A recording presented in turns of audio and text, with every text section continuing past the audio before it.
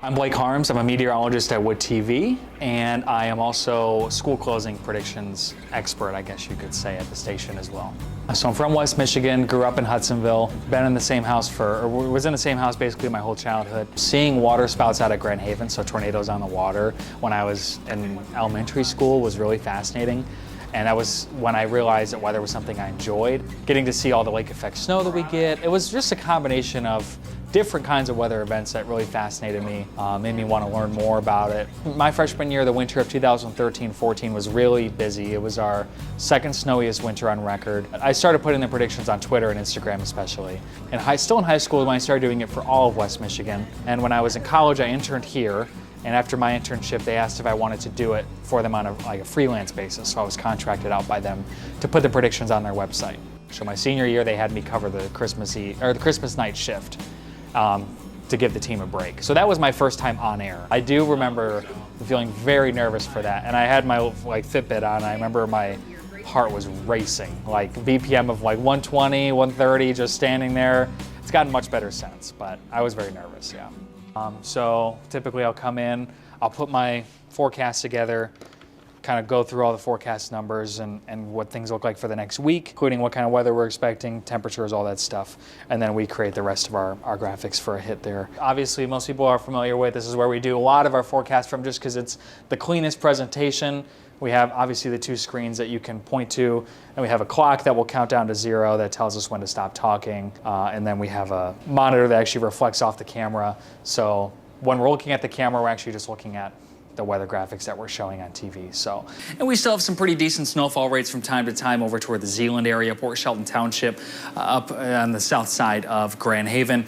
Elsewhere, really not much going on. Typically, we'll do most of our work in there, but our anchors will be here at the desk, and sometimes we'll communicate with them and they'll have us come over here. But this is where all of our newscasts are done. We have newscasts all day long from 4:30 in the morning to 11 o'clock at night. A total of, I think, 7.5 hours of news that we produce in this room every day.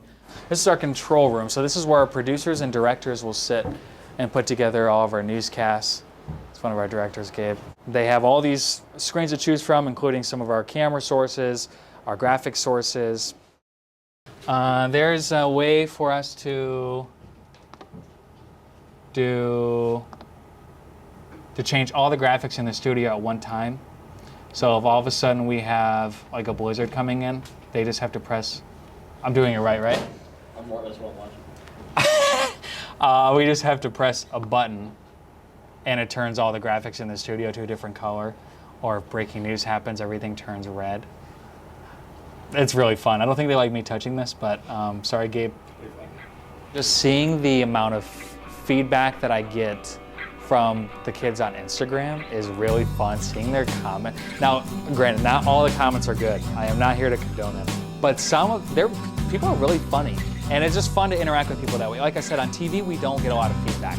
I get far less feedback from doing TV than I do from the predictions, or interaction maybe is a better term, than when I do the predictions. And I get to talk with people who are asking about their specific school, the live streams especially. I try not to take myself too seriously, understand that I've been gifted a platform that I get to have fun doing. And obviously there's a pressure for me to want to get it right, but I think those who know me, work with me and know me well know that I tend to not take things too seriously most of the time. And so even though I have to be kind of strictly business on TV especially, and sometimes with the school closing stuff, I try not to take myself too seriously most of the time. I had no clue it would be what it's become. And it is flattering in many ways. I just thought it would always be a Hudsonville thing or a Hudsonville-Jenison thing. And to now have it be all of West Michigan, I have people asking me from all parts of the area. It has been truly flattering, and it's the power of social media. That's what's really surprised me, is just how much word of mouth can spread with something like that. Getting to directly impact people's lives in a positive way, even from the day-to-day things of just planning out their day because of the weather to when severe weather hits, that is by far the most rewarding.